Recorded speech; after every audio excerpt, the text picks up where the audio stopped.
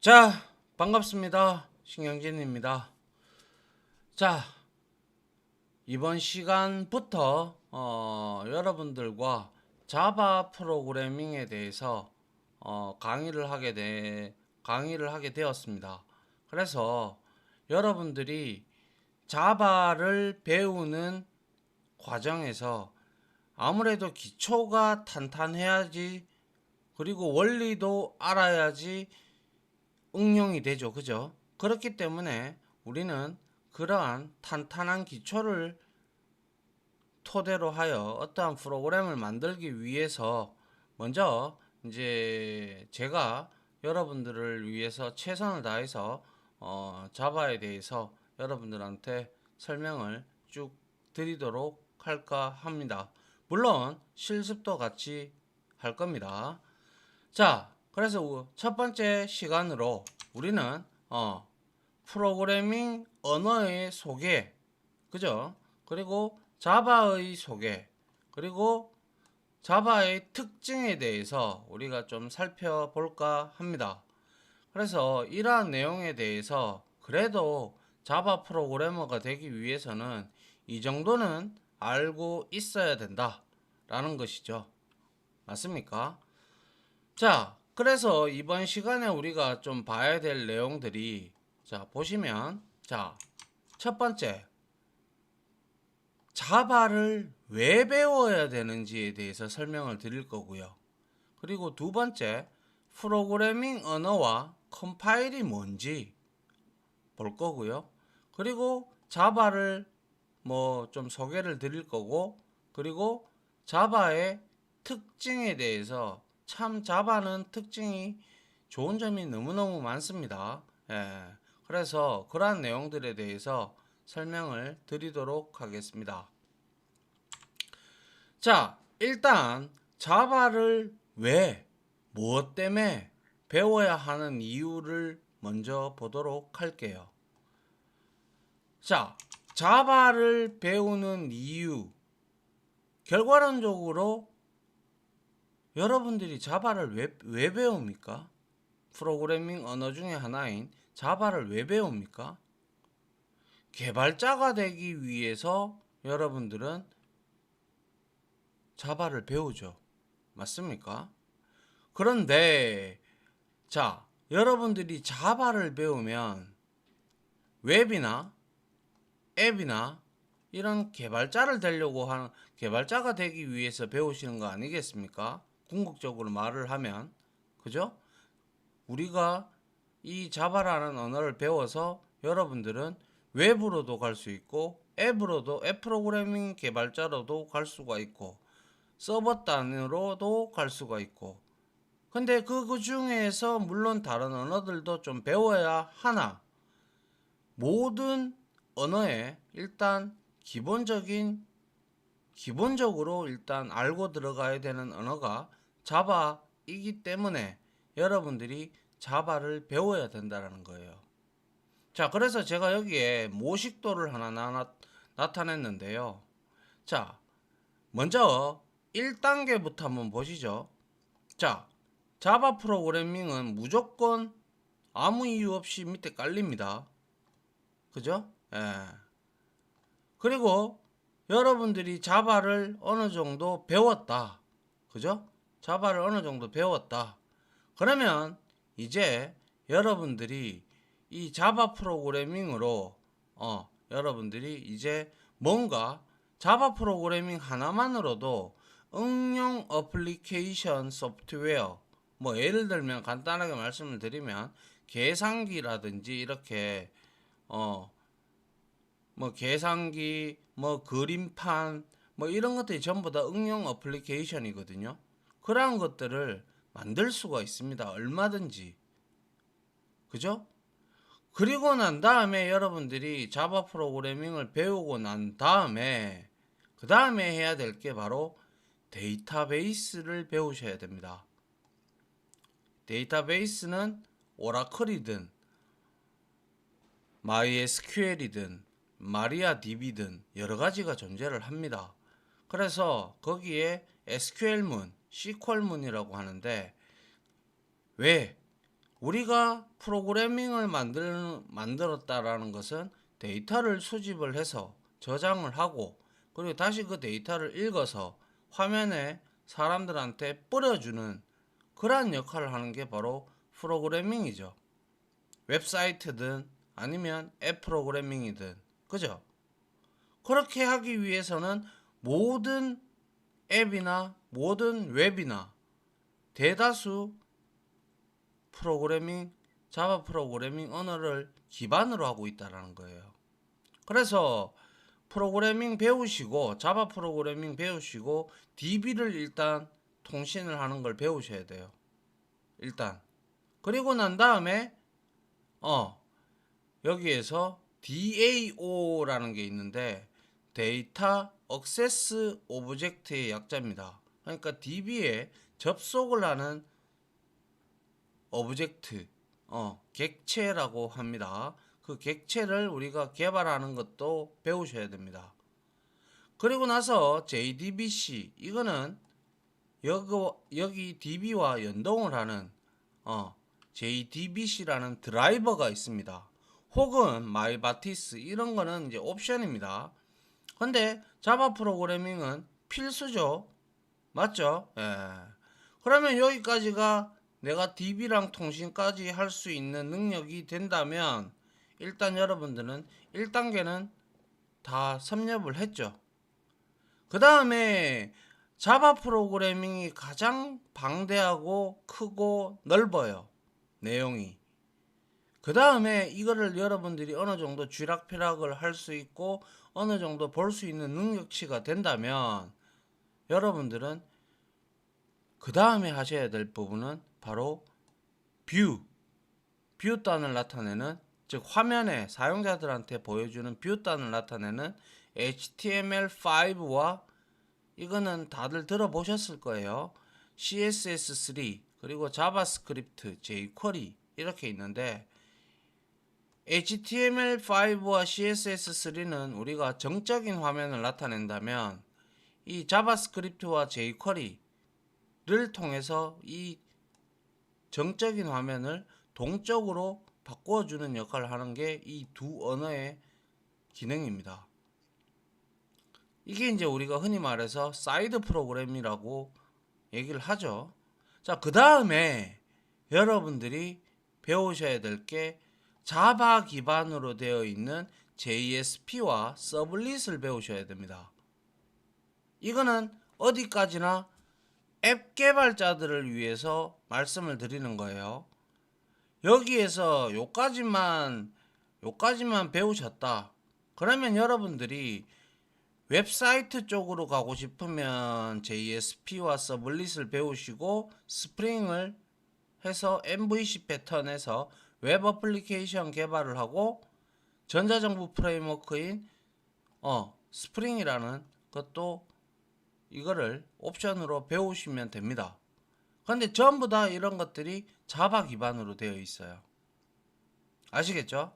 그리고 자바를 통해서 우리가 서버를 만들 수가 있는데 물론 JSP에도 톰캣이라는 서버를 제공을 해주기 때문에 그 서버를 통해서 여러분들이 개발을 하시면 돼요. 자, 그리고 Node.js, 이건 자바스크립트 기반으로 되어 있는 웹 프로그래밍 서버인데 이거는 옵션입니다. 알겠죠? 예. 그리고 난 다음에 내가 여기까지 했어. 그죠? 그러면 이제 여러분들이 앱으로 가고 싶단 말이죠. 앱으로 가고 싶으면 자바 프로그래밍과 DB에 대해서 연동을 어느 정도 할 줄 아시고 안드로이드 스튜디오에 들어가서 자바로 바로 호환이 되기 때문에 앱을 바로 개발을 할 수가 있습니다. 그래서 웹사이트를 가기 위해서는 이러한 형태로 쭉 가시면 되고요. 아시겠죠? 예, 그래서 제가 여기서 중점적으로 말씀드리는 거는 자바 프로그래밍은 기본이 되어야 되고 그 다음에 SQL문, 오라클이나 MySQL이나 등등 이거 알아야 되고요. 두 개 통신하는 법 알아야 되고요. 그 다음에 웹사이트 쪽으로 가고 싶으신 분들은 요거 사이드 프로그램 배우고 그 다음에 서블릿과 JSP 그리고 끝나면 스프링으로 여러분들이 진도를 잡으시면 되고, 그리고 안드로이드 쪽으로 가고 싶다면 1단계에서 끝났다면 여기서 바로 안드로이드 스튜디오로 빠지시면 됩니다. 둘 다 모든 언어의 기반이 되는 것이 뭡니까? 바로 자바 프로그래밍이라는 거예요. 무슨 말인지 아시겠죠? 이 부분을 명심하시면 돼요. 그러면 여러분들이 자바 프로그래밍이 왜 배워야 되는지 여러분들한테는 이유가 되죠. 충분히. 그죠? 그만큼 많이 쓰고 전 세계에서 아직도 94년, 95년에 나온 이 자바 프로그래밍이 아직까지도 전 세계에서 프로그래머들이 쓰는 탑3 안에 들어갑니다.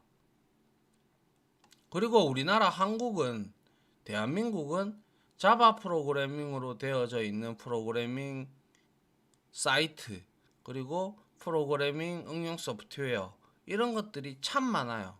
거의 대다수 그렇게 되어 있습니다. 그렇기 때문에 자바 개발자를 많이 구인들을 하고 있는 것을 보셨을 겁니다. 알겠죠? 예.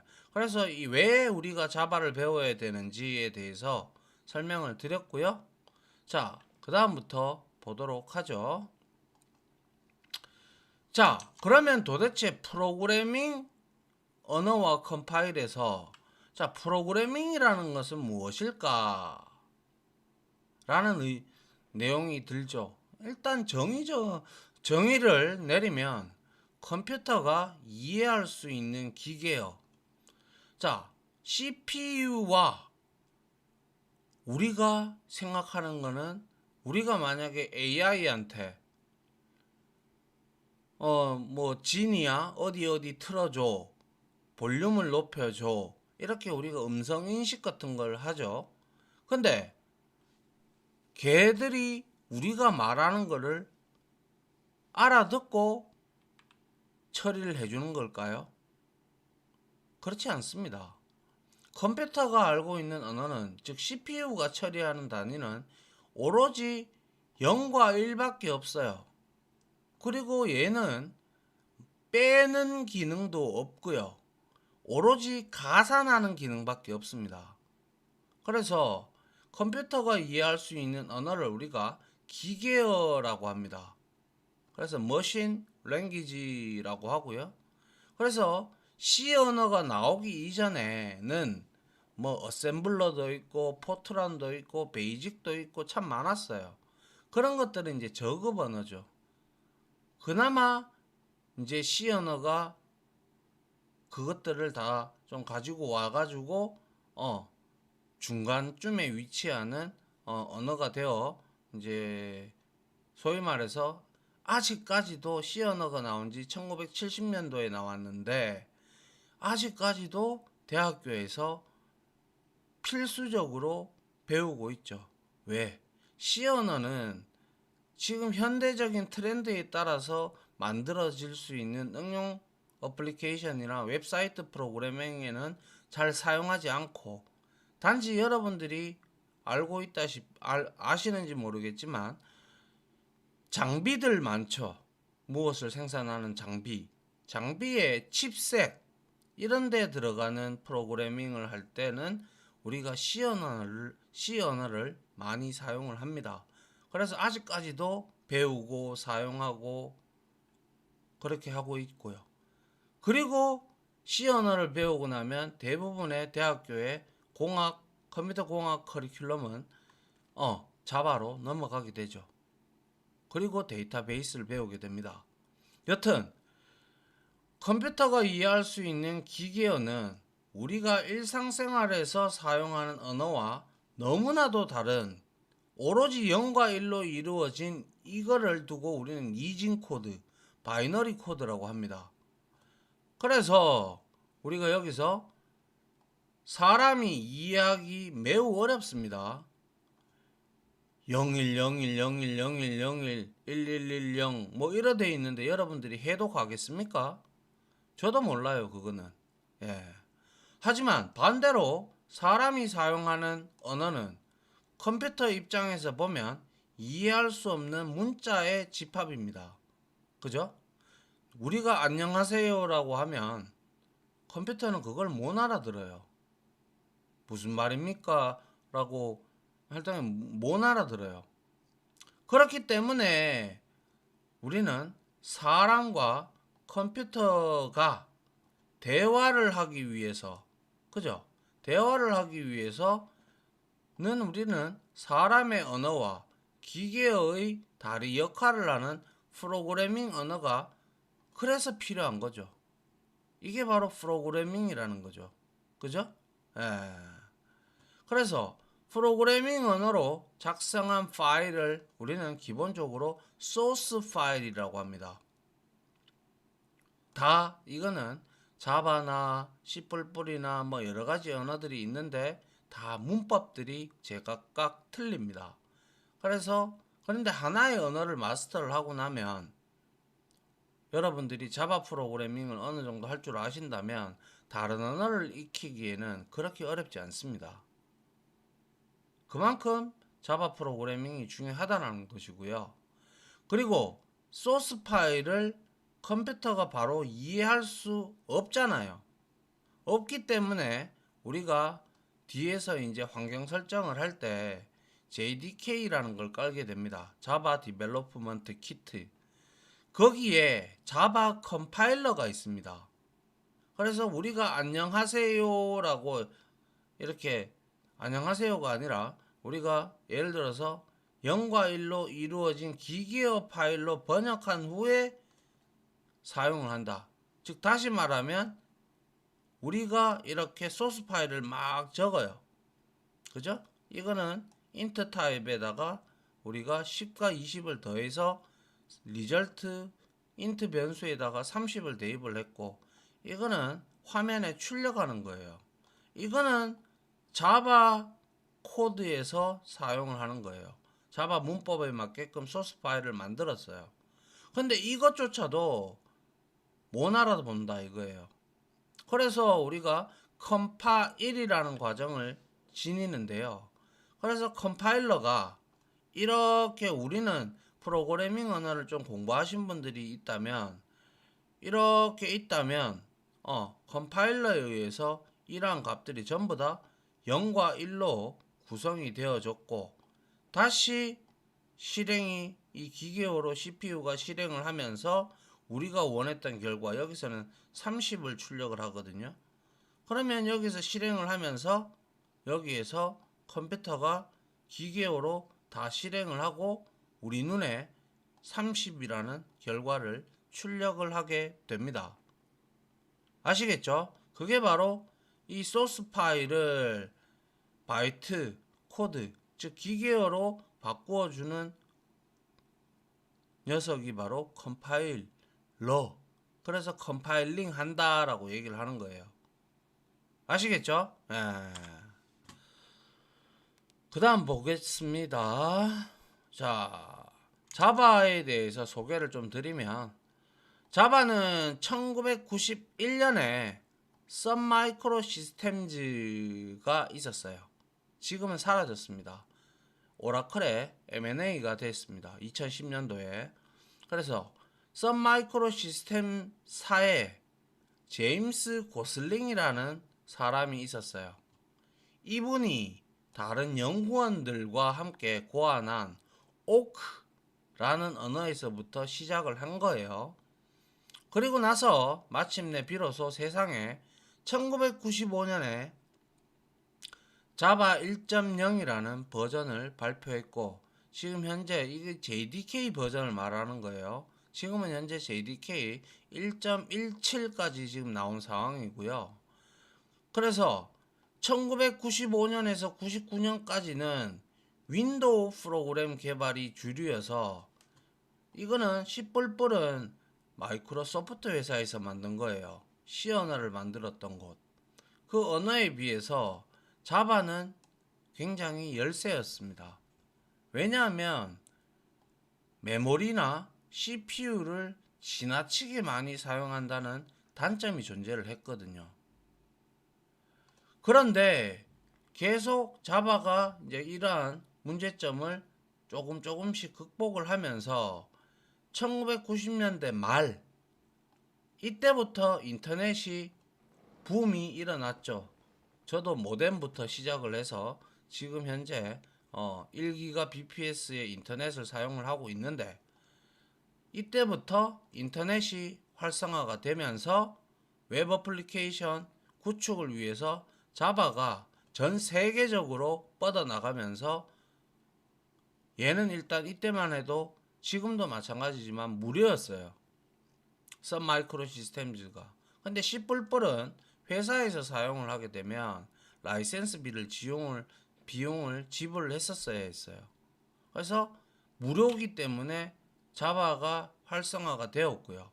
이때까지만 해도는 마이크로소프트사의 C++이나 C가 거의 독점이었어요. 독점. 그런데 이제 인터넷이 나오면서 자바가 이렇게 널리 활성화가 됐고요. 그리고 단 한 번 작성하는 모든 곳에서 실행하는 언어는 오로지 자바뿐이었어요. 그만큼 이식성이 좋다라는 거예요. 2010년에 오라클에서 선을 합병을 해가지고 자바의 개발, 관리, 배포를 주관을 하고 있습니다. 그리고 프로그래밍 언어에는 많은 종류가 있는데요. 대표적으로 자바, C, C++, C#, 파이썬, 코틀린, 여러 가지들이 있어요. 그래 있는데 이 프로그래밍들 언어들 중에서 제공하는 기능은 조금씩 다릅니다. 다르기 때문에 어떠한 언어가 우수하다라고는 어느 누구라도 평판을 내릴 수는 없어요. 아시겠죠? 예. 단지 그거의 지표는 누가 많이 쓰는지, 어떤 언어를 많이 쓰는지 지표를 우리가 볼 수밖에 없는 것이죠. 그런데 그 안에 탑3 안에는 물론 계속 1위 자리를 굳건하게 유지하고 있다가 최근에 들어와서 3등으로 밀려놓는데 그거야 상관은 없죠. 예. 아무튼 자바는 선 마이크로 시스템즈에서 발표한 후 가장 성공한 프로그래밍 언어로서 전 세계적으로 다양한 분야에서 사용을 하고 있어요. 그래서 자바를 모티브로 해가지고 자바만이 굉장히 좋다라는 굉장히 좋은 언어이기도 하지만 자바에도 단점이라는 게 있긴 있죠. 있기 때문에 그런 자바를 모티브로 해서 만들어지는 언어들도 지금 상당수 늘어나고 있다라는 거예요. 알겠죠? 자, 그래서 앞서 제가 설명을 드렸다시피 안드로이드 폰에서 실행하는 애플리케이션, 흔히 우리가 앱이라고 하죠. 그죠? 애플리케이션 뿐만 아니라 웹사이트를 개발하는 핵심 언어입니다. 그리고 모든 운영체제에서 실행 가능한 데스크톱 애플리케이션 개발에도 사용을 할 수가 있어요. 많잖아요. 그죠? 맥도 있고 리눅스도 있고 윈도우도 있지만 거기에서도 다 사용할 수가 있어요. 무슨 말인지 이해 가시죠? 자, 그래서 자바는 아주 다양한 분야에서 사용이 되며 현재도 굳건히 프로그래머가 사용하는 세계 3대 언어 안에 포함이 되어 있어요. 그래서 자바를 가지고 우리가 아까 제가 계층도를 보여드렸죠. 웹사이트를 이렇게 만들고 싶다면 자바를 기반으로 해서 데이터베이스와 연동을 해서 그 다음에 JSP, 서블릿을 배우시고 스프링 프레임워크이라는 걸 배우시면 그런 언어들이 전부 다 자바가 기반이 되어 있는 언어들이에요. 그리고 또한 드론 제어를 위한 데스크톱 애플리케이션, 이런 것들도 전부 다 자바로 만들 수가 있어요. 또 아울러 안드로이드 게임이라든지 혹은 안드로이드에서 유용한 앱들도 전부 다 자바로 개발이 가능하다 이 말이에요. 아시겠죠? 예. 그래서 2022년 티오베라는 곳이 있어요. 여기에서는 프로그래밍 언어들의 사용 잣대 지표를 나타내 주는데요. 순위를 한번 보면 자, 여기 보시다시피 파이썬이 급격하게 예전에는 거의 10위권 밖에 있었는데 급격하게 올라왔어요. 그 이유가 바로 빅데이터 분석을 할 때 굉장히 파이썬이 좀 좋습니다. 굉장히 많은 라이브러리를 제공하기 때문에 아시겠죠? 그리고 이제 C 70년도에 나온 C가 아직까지도 2등을 하고 있어요. 그 이유는 아까도 말씀을 드렸다시피 장비가 계속 나오고 있잖아요. 우수한 장비들이. 거기 안에 들어가는 장비들을 제어하기 위한 임베디딩 프로그래밍 언어로는 C 언어만한 게 없어요. 자, 그 다음에 3위에 자바가 랭크가 되어 있었죠. 작년까지만 해도 자바가 1위에 계속 랭크가 되어 있었어요. 잠깐 주춤한 모습이죠. 예. 근데 또 이에 상응하게끔 오라클에서 제공을 해 주겠죠. 맞나요? 예. 그러면 다시 또 1등으로 치고 올라갈 수도 있는 문제죠. 맞나요? 예. 자, 이번에는 자바의 특징을 좀 보면요. 앞서 이미 말씀을 좀 드린 부분도 있는데, 자, 모든 운영체제에서 실행 가능합니다. 아시겠죠? 그래서 자바로 작성된 프로그램은 모든 운영체제에서 실행이 가능합니다. 따라서 윈도우에서 개발된 프로그램을 수정하지 않고 바로 리눅스에서도 실행할 수 있다는 장점이 있어요. 자, 그리고 자바와 C의 가장 큰 차이가 객체 지향 프로그래밍이냐 절차 지향적 프로그래밍이냐 이 뜻을 나타내는데요. C 언어 같은 경우는 라인 바이 라인 형태로 절차대로 이렇게 실행을 합니다. 그러나 자바는 절차 지향적 언어도 지향을 하지만 객체 지향 프로그래밍도 할 수가 있습니다. 이게 혁신이었죠. 그죠? 그래서 물론 이 부분은 뒤에 가서 디테일하게 배우겠지만 우리가 객체, 즉 부품을 만들고요. 이러한 객체들을 서로 연결해서 굉장히 큰 프로그램을 완성하는 기법을 우리는 객체 지향 프로그래밍, 즉 OOP, Object Oriented Programming이라고 합니다. 그래서 자바는 객체 지향 프로그래밍을 위한 정말 최적의 언어예요. 물론 객체 지향 프로그래밍 언어 C++도 객체 지향 프로그래밍 언어고요. 그리고 자바도 언어고요. 그리고 뭐 코틀린이라는 것도 있고요. C샵이라는 것도 있어요. 아시겠죠? 예. 그리고 가장 또 자바의 장점은 메모리를 C 언어나 C++ 같은 경우는 개발자가 메모리 영역을 직접 관리를 해줘야 돼요. 우리가 메모리를 할당을 했다면 메모리를 제거를 해주는 작업까지 해야 되는데 자바는 JVM의 가비지 컬렉터라는 애가 있어요.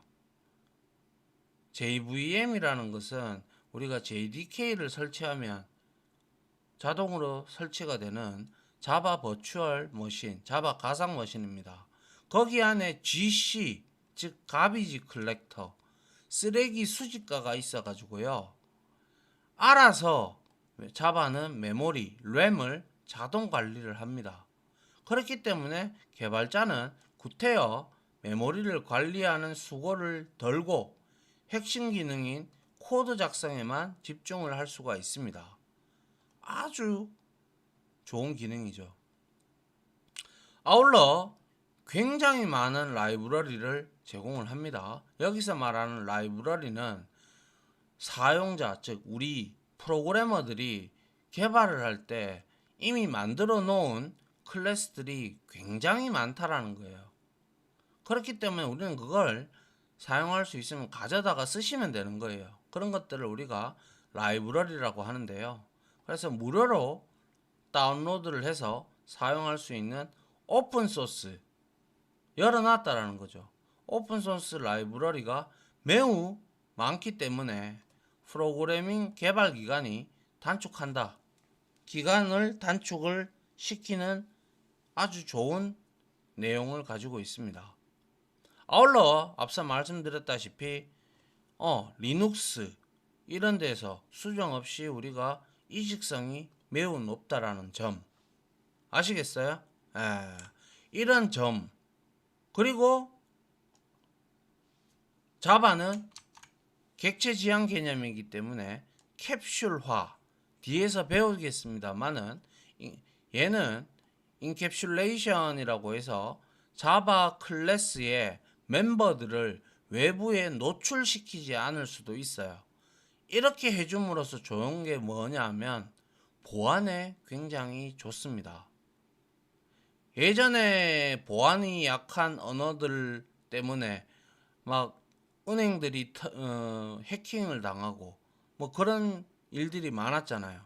그런데 우리나라는 그렇게 만들어진 은행 프로그램을 전부 자바 언어로 다 만들었기 때문에 즉 다시 컨버전을 했단 말이죠. 그러다 보니까 요즘에는 뭐 해킹 당했다 이런 소리는 잘 안 들리잖아요. 그죠? 그리고 상속이라는 기능도 있어요. 요거는 이제 우리가 뒤에 가서 차차 배우고요. 또한 다형성이라는 기능을 완벽하게 지원을 합니다. 자, 그리고 일곱 번째로 함수적 스타일 프로그램 방식인 람다식을 지원을 합니다. 이거는 JDK 1.8 버전 이후부터 추가가 됐어요. 이 함수적 스타일, 요즘 프로그래밍의 트렌드가 함수적 프로그래밍과 함수형 프로그래밍 플러스 객체 지향 프로그래밍 이렇게 두 개가 합쳐져서 프로그래밍이 개발이 되고 있는데 자바는 거기 둘 다를 지원을 해 줍니다. 이렇게 함수적 스타일, 함수형 프로그래밍을 우리가 사용을 하게 되면 좋은 점이 코드가 매우 간결하게 작성이 되며 그리고 우리가 대용량 데이터를 다루게 되는 컬렉션 타입이라는 것들이 있어요.